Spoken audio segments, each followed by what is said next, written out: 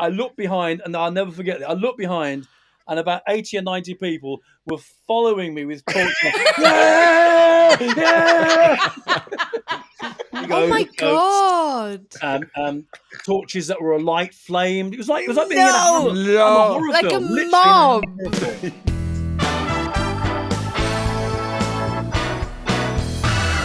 Ian, thanks, mate. How you doing? You all right?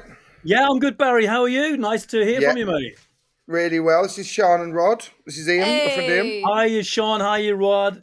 Hello, Barry's friend Ian. The reason we're calling you, we've just been chatting on the podcast about a story about ghosts, and we were wondering whether this story was a hoax or not. And I remember you had a couple of ghost stories. Did you go on? I was just telling that. Did you go on Kilroy? What was the situation? What? Yes, mate, I did. Yeah, you remember Kilroy show? Remember the Kilroy show? I love. Hang on a second now. Let's start at the beginning here. Yes, hang on a second. How did you? What happened from the start? Right from the very beginning. Ian, so you two went to college together, right? Yes, Barry and I did. University. Same university as you, Rhod. Same university as me. And you've remained friends ever since? We have, yeah. Firm friends, I'd say, very firm friends. I'd say firm. And almost like brothers, aren't we? Really? This isn't the first time Barry's phoning you in like 10 years, is it? 10 years is flattering. Barry's a regular visitor to the house.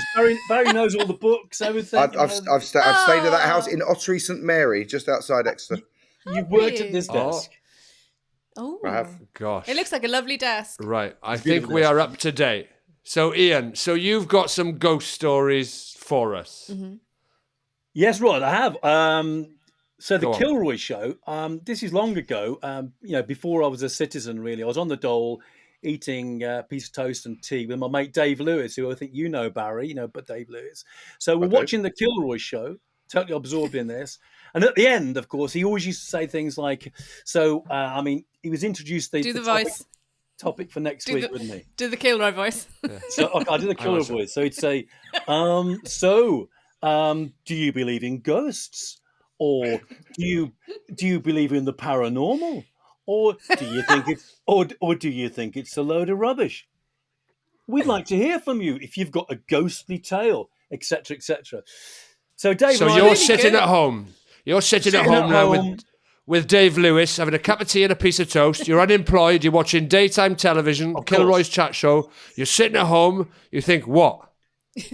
I'm thinking, we need to be on that show. Amazing. Oh my God. That was such a good impression of him. That's got to be the natural progression, isn't it? Dave, I said, right, get on the phone. Because they put a phone number. Give us a call. Give us a call if you've had any... Y'all seen a ghost? Spooky encounters. We want to hear from you. So Dave phoned. So he's on the phone and he's saying things like, yeah, we can be there. Yeah, absolutely. Yeah, we're there. I'm on the sofa with maybe sort of a bite of the toast. So I'm going, brilliant, we're in, absolutely brilliant. So fast forward a couple of days later, Dave and I are on the train going down to Paddington, where the BBC they'd put us up in this really nice hotel. Bearing in mind we got no money, so they put us up in this really fantastic hotel. We got you stay the night? Yeah, we're staying the night in Paddington. Oh my God! We're really excited. We got a sumptuous meal, nice wine, sumptuous meal, nice wine. Or we thought it was nice wine anyway. It was wine, wasn't it? And next day, the coach arrived, and we got on the coach with people like. Do you remember Doris Stokes? I remember the name. Paranormal person, and there was a ghost hunter, and there was spiritualists, and all these kind of like people who are really into the whole ghost thing, And so Dave and I went on there, and so we're on, and the next thing is we're in the green room in Lime Grove Studios. Famous studios, having all these canapes and Kilroy's going, hey guys, good to see you, nice to see you, got a story to tell. Yes, we have, Robert, we have, yeah. Robert. Off we go. Amazing. We all go with these kind of the ghostly people, and we're in the audience. We're in that Kilroy thing. We're there. It's fucking brilliant. And we're sitting there, you know. And we've basically, Dave and I, because we've made up this story. We completely made up a story, and they're all telling it. They're all coming on telling their ghostly stories about. This woman says, you know, I see Pavarotti sometimes when I'm in the bath, and he comes to me, and I light a candle for these people, you know, because they're all out there somewhere. Another spiritualist comes in. He says, well, he's a Welsh bloke actually. He said, it's like a switchboard back here. It's like a switchboard. I get them coming in, all the ghosts coming in, and I'm connecting them. I'm connecting them with all their relatives, you know. I'm getting the name John. I'm getting the name John with a bad back. You know the kind of thing, you know. I think he died. Like a switchboard. Anyway, God, that must be tedious to have that switchboard 24. Was it a 24-hour switchboard or was it like 8 till 4? Hotline, isn't it? It's a hotline. Can you play Greensleeves or something for a bit of a break? Just put some music on. Yeah, some holding music on. And so they're all telling these stories, and then Dave, who he just says, Robert, Kilroy, Robert, put his hand up, you know. And Dave told this story. So this is a story that happened to me and Ian as well.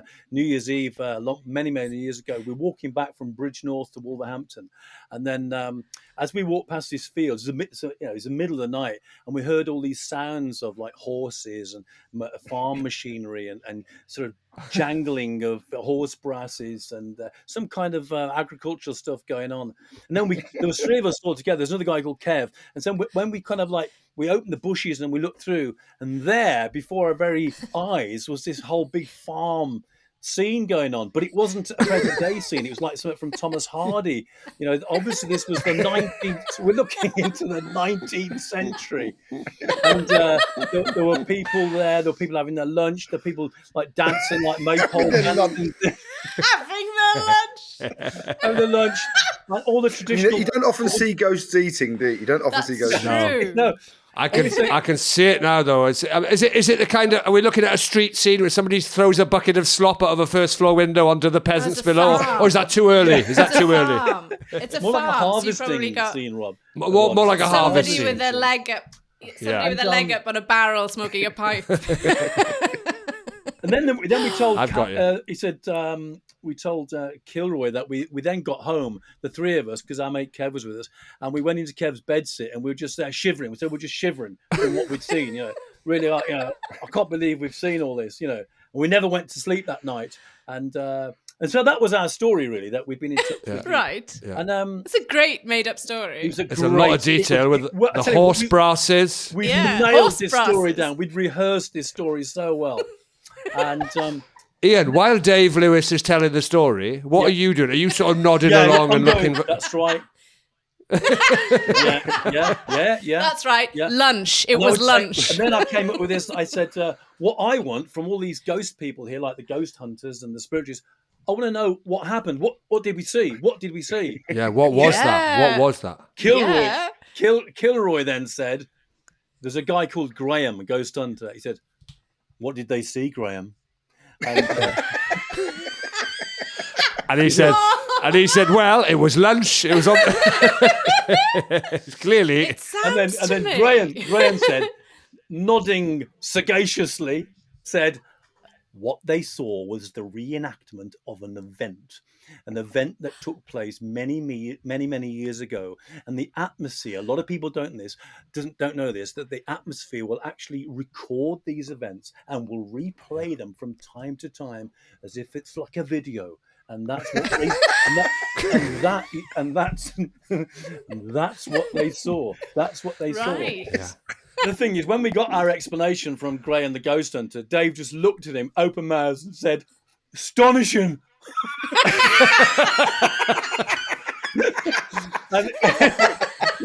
Astonishing. Oh my god! Hang on, right? So if you think that's good, they then. Well, I do think that's good. I do think that's good. I'm very happy with that. When you started right into the sun after Kilroy, you got a taste for it. What is it, Ian? You just got into. Come on, we got a taste for it. We had the food, we had the wine, we had the TV exposure, we had the trip TV exposure. we thought, trip down to London. We're on the exposure. We're on a roll now. We're on a roll. So I said because I'd had some spoof stories in the Sun when I was a bit younger. You make 50 quid for just phoning them up and saying, "Oh, this happened and this happened," and you get a check from News International. It's great. So I thought I might have a career out of this. That's how they get most of their news, isn't it? Oh yeah, definitely. Yeah. And honestly, Ian was the fake shake. Yeah. So anyway, Dave and I said, how about this? We came up with this story, and the idea was, Dave at that stage was living with his girlfriend, Linda, and I said, how about this, Dave? We're receiving money. Did he get, it sounded like the two of you, did he get a girlfriend because of the fame from Kilroy? Was that a direct result of it? Yeah. Are you the guy off Kilroy? Astonishing. Astonishing. I said we came up with this story that Dave was receiving mysterious payments through the letterbox. Sometimes it was 37 pence. Sometimes it was like £1.40.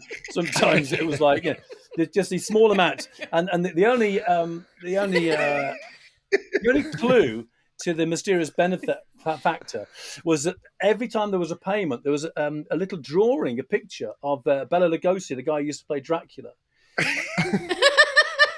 And so I said, right, brilliant, Des, brilliant. Let's run with that one. That'll get us 50 quid. So we phoned the Sun, and they loved it. Oh, they absolutely loved it. They're fantastic. That's brilliant, fantastic. Yeah, we'll run that story. And front page.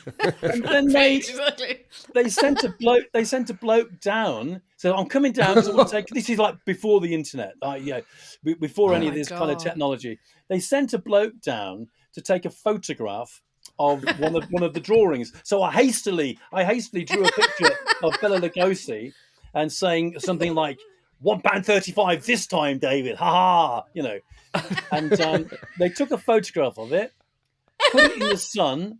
There was a huge splash in the Sun with my photograph, a photograph of my drawing, saying "Dracula mails cash to lovers."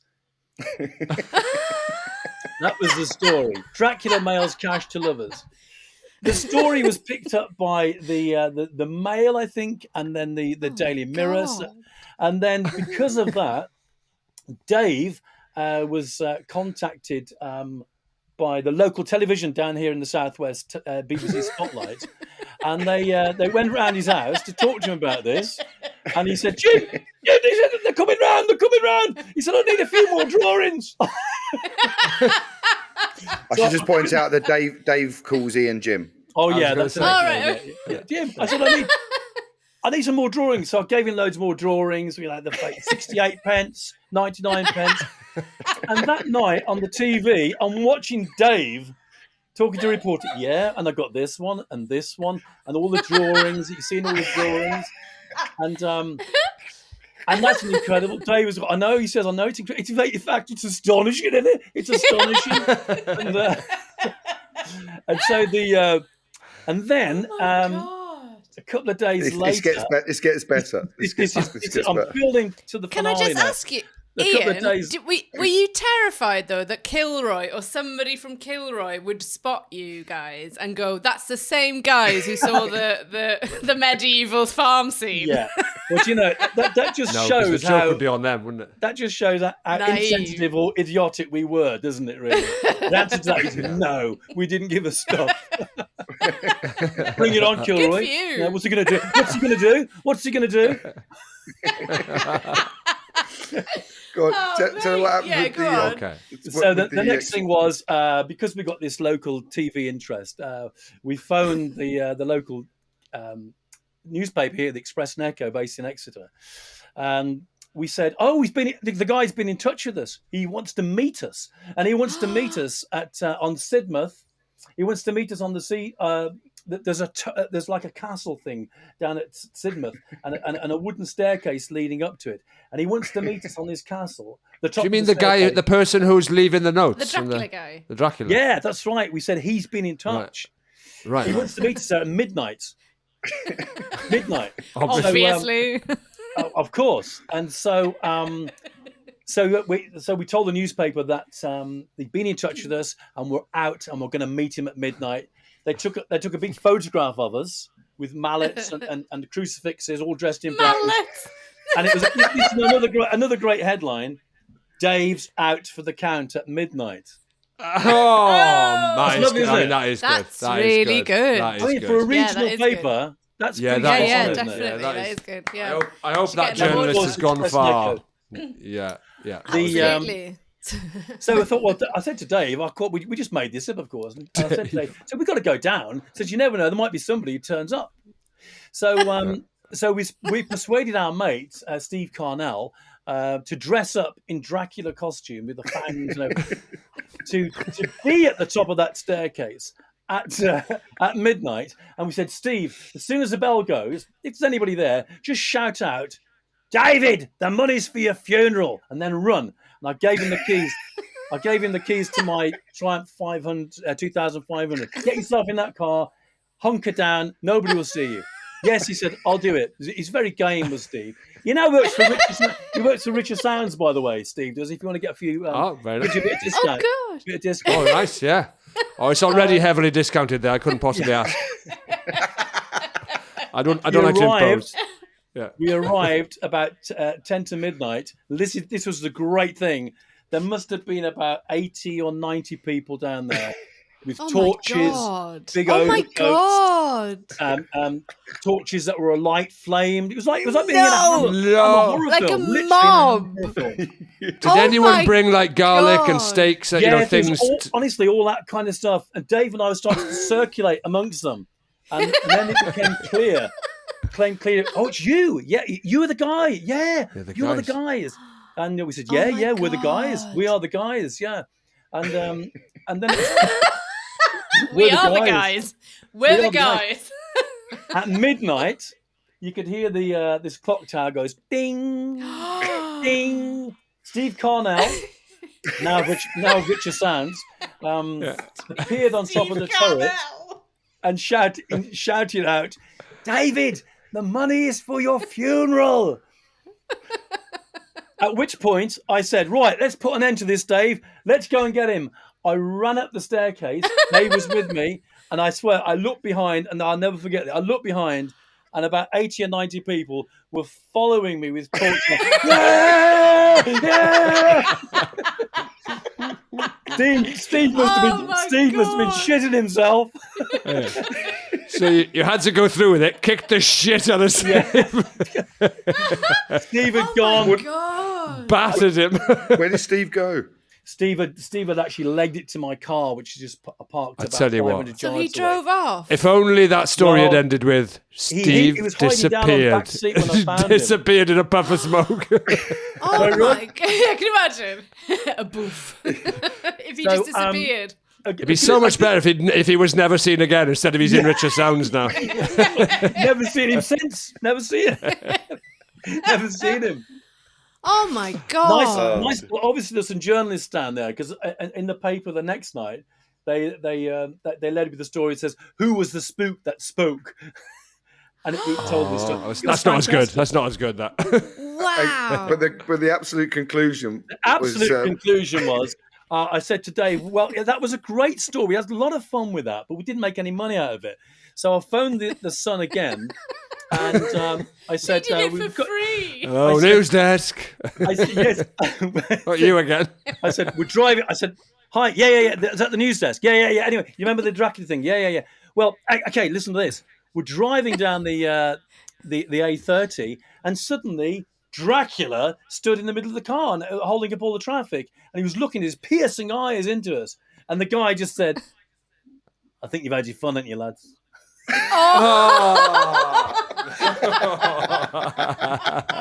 Oh, mate. They got you. Yeah, we have. You can't kid a kidder. You can't kid a kidder. No, you can't. That is incredible. Brilliant. That mob chasing you up the stairs. So funny. Yeah. It's the money's for your funeral. I'm surprised the Sun didn't say, I think you've had your fun, lads, but if you could send us a picture of your sister's tits, that'd be great. And if you enjoyed that, why not listen to the whole podcast? It is The Froth Available on iTunes, Acast, Spotify. Anywhere you usually get your podcasts. Wherever you usually get your podcasts, YouTube. You can like, rate, subscribe. Comment, say nice things about it. Say nice things. And hit the bell icon. Hit the bell icon on YouTube so that you will be alerted when the videos are uploaded. Check it out. It is The Froth. Yesterday's non-news today.